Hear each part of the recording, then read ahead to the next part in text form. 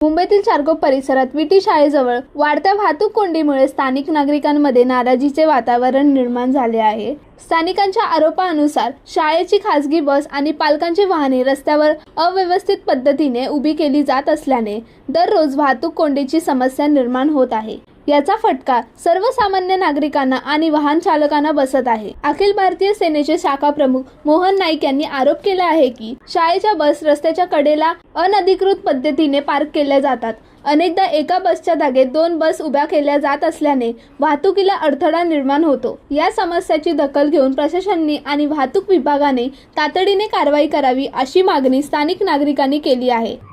नमस्कार, मी अखिल भारतीय सेना शाखा प्रमुख 18 नंबर वार्डचा आणि माननीय पक्षप्रमुख अखिल भारतीय सेनेचा अरुणभाऊ गवळी म्हणजे डॅडी व आमचे पक्षाचे राष्ट्रीय सरचिटणीस आशाताई गवळी म्हणजे मम्मी व आमचे प्रेरणार्थक गीता दीदी व योगिता दीदी आज आम्ही यासाठी हे व्हिडिओ काढत आहे। कारण म्हणजे इथे ट्रॅफिक जाम होतो।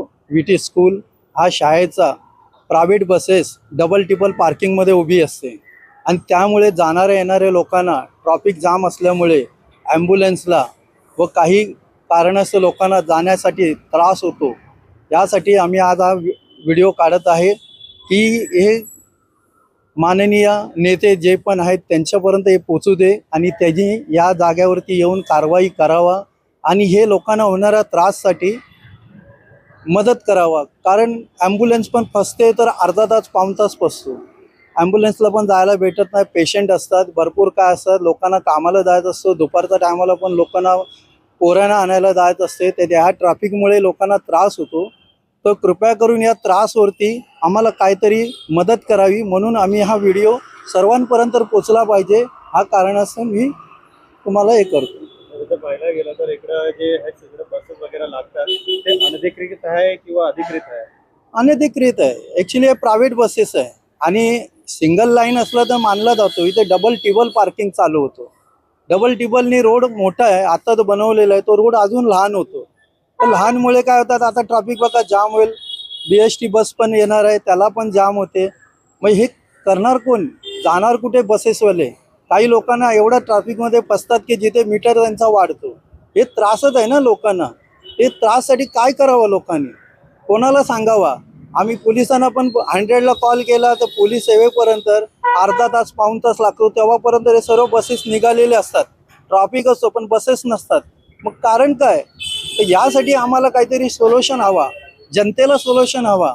आम्हालाच म्हणून नाही, आम्ही जनतेसाठी करतो, तर तुम्ही पण आमच्याबरोबर मिळून जनतेला काहीतरी मदत करावा, त्यामुळे जनतेला ही सुविधा प्राप्त होईल। त्यासाठी आम्ही हे करतो। प्रशासनाकडून आपली मागणी काय?